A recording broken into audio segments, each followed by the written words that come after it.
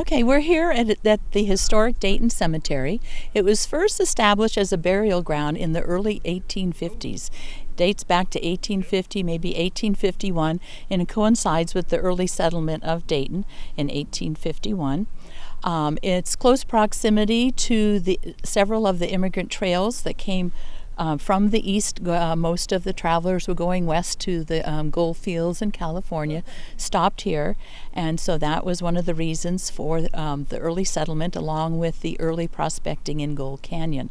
So this close proximity and sitting up here on top of the hill offers a wonderful bird's eye view of the valley below.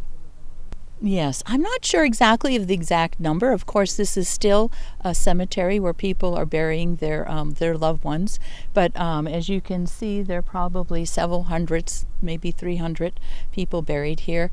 Many of the earlier grave sites, the headstones were deteriorated, so we have a lot of unknowns buried here. But we had at one time 26 farms and ranches here in the valley supporting the mining industry, and so many of those ranches were settled by by Italian families that immigrated into the United States and here into Nevada. And so there are at least 32 different Italian names of folks that migrated here to the valley to run the ranches and the farms here.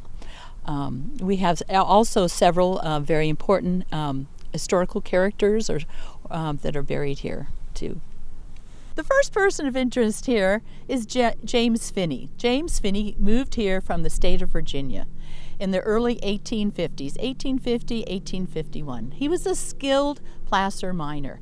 He worked the claims up Gold Canyon. In fact, he worked them all the way up to Gold Hill, where he first staked his first historic noted quartz claim that eventually led to the Comstock mining.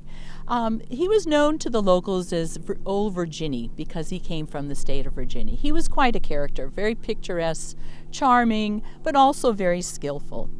Unfortunately, he met his demise here in about 1861 while he was riding horseback in town late in the evening, and the horse bucked him off, and unfortunately it led to his death. He's buried here now in the cemetery. Initially, he was buried closer to the town at the bottom of the hill, but now we have this site here to memorize his existence here in Dayton. James was initially buried at the bottom of the hill here, closer to where he had his accident. But since then, in his honor, we have moved his body, remains, up here to the cemetery. In case I haven't mentioned it, because he was known as Old Virginie. At one time, he actually baptized the hillsides in the canyon of Gold Hill that led to Virginia City. And so Virginia City is named after James Finney. And also the mountain range that surrounds the historic town of Virginia City is named after James. So he's a very honorable character here, buried in our cemetery. We're here at the family plot of the Hazlitt family. The first grave site is of Frances Gore Hazlitt. She moved here to Dayton in 1862 with her brother John. By wagon train, they came west.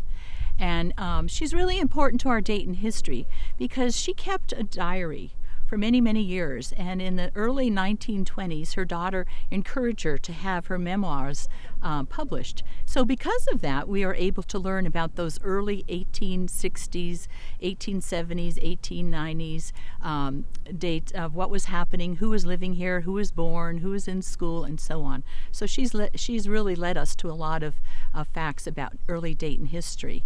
Buried next to her is her brother John Brooks Gore. And as I mentioned, John came west with Fanny, as she was known to her family and friends, in the 1860s. Next to her is John Clark Hazlitt, and John was Fanny's husband, a local doctor here in town. They lived right on Pike Street, the main avenue of traffic through town. They had lots of friends, and of course, as I mentioned, she was known to all her friends and family as Fanny Hazlitt. Quite an adventurous lady. In fact, she even took her first airplane ride when she was in her 80s, which was very unusual at the time. So she was quite an adventurist. One of her daughters married into the Randall family, which is one of the large ranch families, the first ranch families here in the valley that was located across the river from downtown Dayton. And so there was the bond and tie between those two families. This part of the cemetery is very interesting because many of the people that are buried here are from Italian descent. And it was really important. At turn of the century, we had about 26 farms and ranches along the Carson River that ran through Dayton and on east into Weeks. And so most of those ranches and farms were run and operated by the Italian immigrants. And so many of them are buried here in our cemetery, and you'll find it quite interesting. I counted over 32 when I walked through recently, so I think you'll find this part of history very important to the food industry that was so important to the Comstock here in the early days. This is one of the oldest and most historic cemeteries in northern Nevada. If you've been here before, please come again. Every time I come here, I find something new and of interest. If you've never been here, I think you'll find the connection of town history just rich and just wonderful to explore. Another grave site you might not want to miss is the grave site of Governor Charles Russell.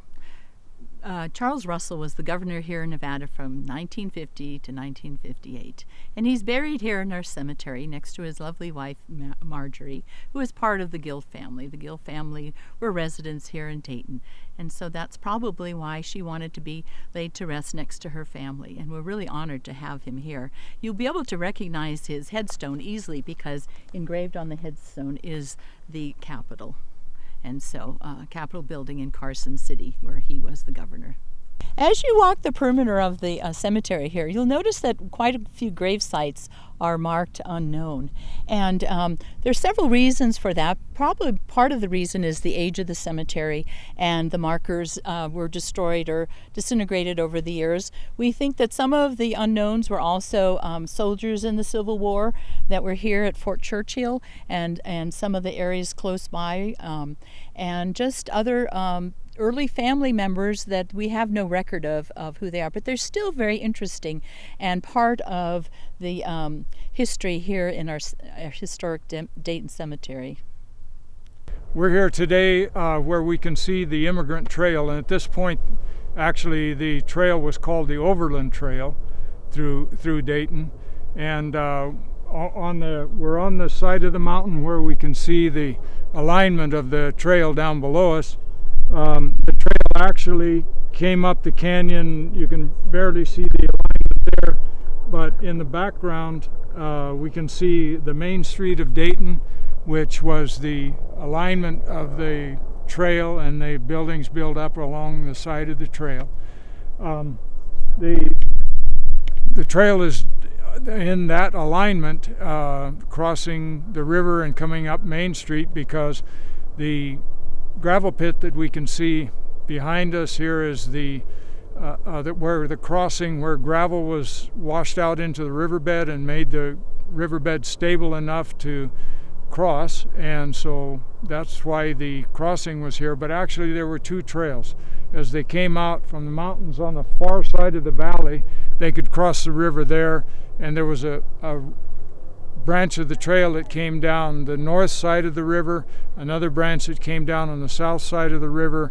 The south side of the river came right up Main Street, and that's where the first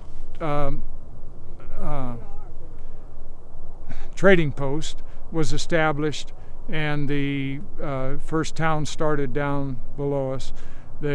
Originally Dayton was called Chinatown. The reason for that was that the first major construction project in the state actually was here, and in 1857 they brought in Chinese and dug a ditch 4 miles long from the mouth of the canyon over here to a pond down below us, which was water for the placer miners who were working back in the canyon. And then they released, after they were finished, they just released the Chinese, left them here in town, and so they were stayed here. They were all men who worked on that project, and most of them stayed here, and then brought in their wives and women from the Bay Area, Chinese women, and established Chinatown here. And then in 1861, the town was surveyed by a man named John Day, and he agreed to survey the town for free if they named the town after him. So that's how Dayton got its name. And then he went on to become the state surveyor, Nevada state surveyor in later years. But that was the story of the naming of Dayton. The Overland Trail, this was a stopping point here because the Overland Trail was snowed in the Sierra late in the season at the higher elevations, and they couldn't cross and go across the Sierra to go to California until the trail was clear of snow. So they would stay here and wait for the higher elevations to melt and then leave. So this was that's why the trading post was established here. The miners worked their way up Gold Canyon here behind me, and this was a year-round project for them. During the summer, they didn't have any water, so they did their excavation, they did their screening, and they screened the fines out so that during the winter they could wash all of that when they did have water. So the summer was developing their fines to be washed. The winter was, when the water was available, was all washing time. So as you go up this canyon, you see piles of rock on all of the edges of the canyon, and that's where they were screening out the rock, stacking the stuff that was unusable, and then some of them were bringing their fines back down to the river with the burros and washing it out down here at where the pond was, where the Chinese dug in, which that pond later became our city water supply and the fire protection because of the major fires that we had in Dayton that burned the town down a couple of different times. Okay, there is a controversy over the first town in Dayton, in Nevada, whether it was Dayton or Genoa. We have argued that Dayton is certainly the first, and the state historian agrees with us. However, the argument still continues. After Abner Blackburn discovered gold in 1849, there were miners in this canyon continually, and we feel like that is constitutes the first settlement. Genoa says a bunch of miners in a canyon does not a settlement make, and so it's semantics. That's the argument. We say the miners were first here, so this was the first settlement. We give them the fact that they were the first town, but we say we're the first settlement. Dayton has always been a very colorful town, and we claim lots of firsts. A lot of history here, and we have the first Anglo child was born here, the first marriage was here, the first divorce was here, lots of other firsts, not only the first gold discovery, but as far as the settlement goes, we claim the first hanging, we claim lots of firsts here. So there's a lot of history and a lot of culture here in Dayton to be found. And we invite you to come to our museum and see the history in Dayton, Nevada. I came to Dayton in '72, moved here to develop my artwork. It was a ghost town back then, and immediately got involved in Dayton's history and its preservation. Was on the local volunteer fire department for 12 years and started learning about cowboying, and the locals helped me out. I was a hippie, and I was the local color, and they were all really nice to me, and they all became characters in my paintings. A lot of them, unfortunately, now have passed on, but we've been able to capture them and used a lot of the local bars and saloons and brothels for backgrounds, and a lot of those are gone now. And my wife and I have been active in preserving Dayton's history since I got here, and she came here in the late '80s when we got married. and we've been on the Dayton Historic Society group. We started what's now Dayton Valley Days to bring arts to the schools and promote the heritage of Dayton, a community. And then my studio, which we're standing in, was Carson, Colorado Railroad boxcar, which was part of the V&T. And it was brought up here in the late 30s when they abandoned the railroad, and I converted it to a studio in 78. It's been a great workspace for a studio, and I continue to work with the community to preserve our buildings and our history, and do a lot of fundraising through artwork, and have designed coins and plates and t-shirts and all kinds of objects that they can sell and use to raise funds for our town. As an example, a lot of my paintings, which are the local characters who pose for me in the bars and saloons and on the ranches. A couple of my favorites are of the horses. I love horses, and one of the reasons I moved here was to have horses. And then the other was to paint the characters of our community, because they were a vanishing breed of old cowboys and old Mustangers, and they were just wonderful people, and I paint people that I meet. I think I've only ever painted one person that I didn't meet, and that's because it was a commission and they had passed away. But I try to put in my paintings the flavor of the person, and in their environment capture the history of the buildings and the countryside around here, and it's just been a real blessing for me to move here. When I moved here, there was no electric, no water. I had an outhouse and no phone, and my parents thought I'd lost my mind, but I knew I'd come to my home, which is Dayton, Nevada. These scenes that I've painted of Dayton and pretty much reflect the history of the area and what people went through when they were coming out here. This particular painting was done by Fort Churchill. Fort Churchill was a major access to the Dayton Valley and the Dayton area. And the cattle were an important part of the growth in this area and brought a lot of ranchers out this way. This particular painting was done out on the Immigrant Trail, and it pretty much reflects what was going on as far as migration. You have a woman in her wagon with all of her belongings. It's called Prairie Companions. Her companions are her belongings, her pets, the music, her books, and she's coming to a new land, and she's just not knowing what's going to happen next, but she's ready for the adventure. The other thing that's very important in the Dayton area and in Nevada is the wild Mustangs. This particular painting, which I've just finished, is of a small wild Mustang named Rambles. Her mother was killed by some people with ATVs, broke her legs, and then they found her dead body. They thought Rambles had died as well. A year later, they found her at an auction. They bought her for $20. They called us from the auction, asked us if we would take her because she needed special care. Brought her here. She was off the range 2 days, put a halter on her, worked with her for 3 months to try to rehabilitate her. Unfortunately, we weren't able to do that. She passed away after 3 months and was buried in our corral. And then I was approached by the wild horse organizations in Nevada to do a painting of Rambles in honor of the Mustangs. And this was her, bless her heart. She was just a wonderful, wonderful animal, as they all are.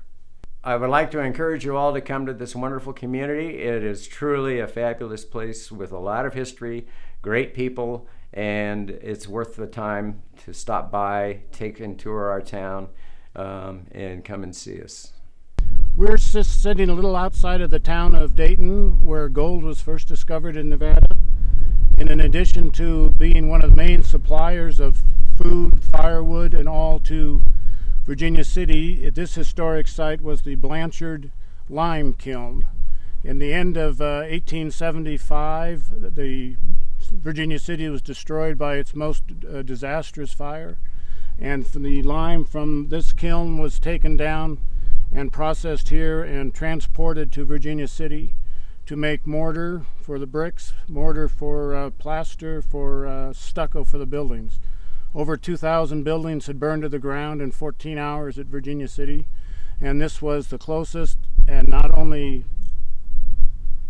closest, but it was also the highest quality lime from anywhere in this state or California. Mr. Blanchard operated 2 shifts a day, and they were able to process 80 tons of lime per week, which would then be transported up to Virginia City. The International Hotel, the Marie Louise Hospital, the Piper's Opera House, all of the major buildings that were built in 1876 were mortared together with the product of this pit right here.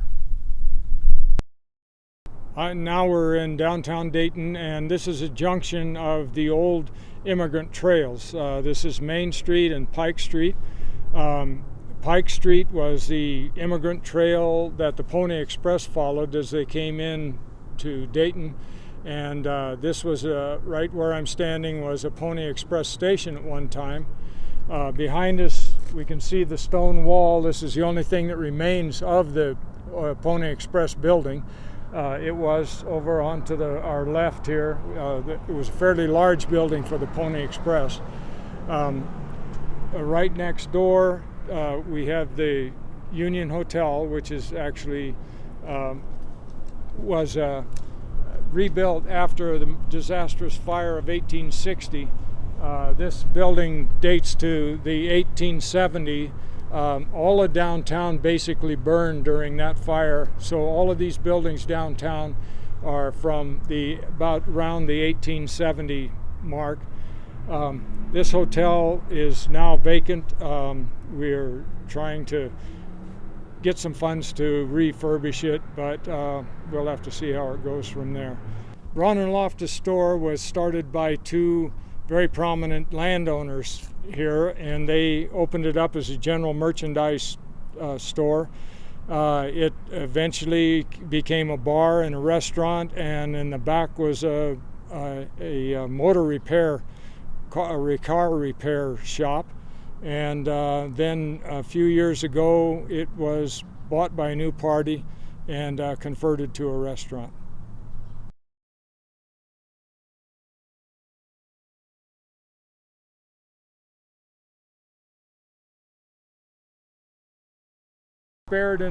These 2 buildings happen to have been spared in the fire, so these date back to around 1860. These 2. This building was originally built as the Oddfellows Hall, and it also burned and then was bought by a private Quillisi family bought this, and they rebuilt the inside, and this was the movie theater upstairs, bar and rooms to rent downstairs, and another one of the major buildings in our tour here today. Okay, this is the old firehouse and jail building. The jail is in the back of this building. And this also was the Overland stage stop. The office was in the back of this building. This was rebuilt after the fire of 1870. It was a wooden structure, and they built upon the foundation. This has a full basement underneath it, and that's the old hand pumper that they had for fire suppression. Worked fine in that wood floor. When they got the fire engine, they had to fill that in with rubble rock and pour a slab in it, so it only has a half basement now. But this building we've refurbished and dug all of the basement out. Gold Canyon Creek, which is right next to it here, would flood and wash debris into the building. An interesting thing that we found when we dug that out was there were tons of shoes in there. We're trying to figure out what had happened, and we realized that in the muddy flood era, people would take their shoes off and put them on the porch outside, and they all washed down the creek. Tons of them ended up in our basement.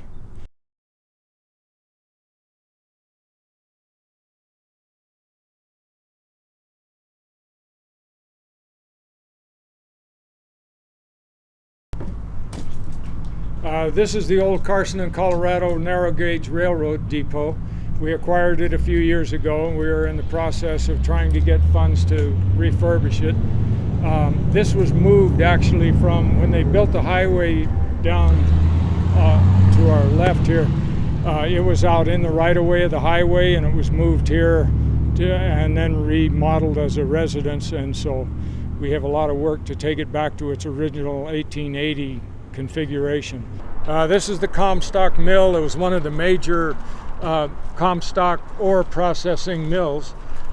These were stamp mounts for the stamps in this mill, and they ran it through the stamp mill. After it was dumped from wagons up on the upper side, it came down that little chute and then was fed into the stamps. It went through the stamps and it was ground to about sand-sized particles, and they fed down into the pans, and they had Hungarian bowls down below which did the final grinding. It had mercury in the bowls, and that's what collected the gold and silver out of the rest, and then the rest was washed out into the tailings bins. But this mill was started in 1859. It was one of the, maybe the first mill. It started out as an arrastra, which is horse powered and small. Just they dragged a stone around to grind the ore, and then this mill was built from that and became one of the major mills that operated up until 1909, when it finally did burn, and that was the end of it. The Comstock ores were running out of major ore by 1880s, and so this mill survived to be the last one in the area.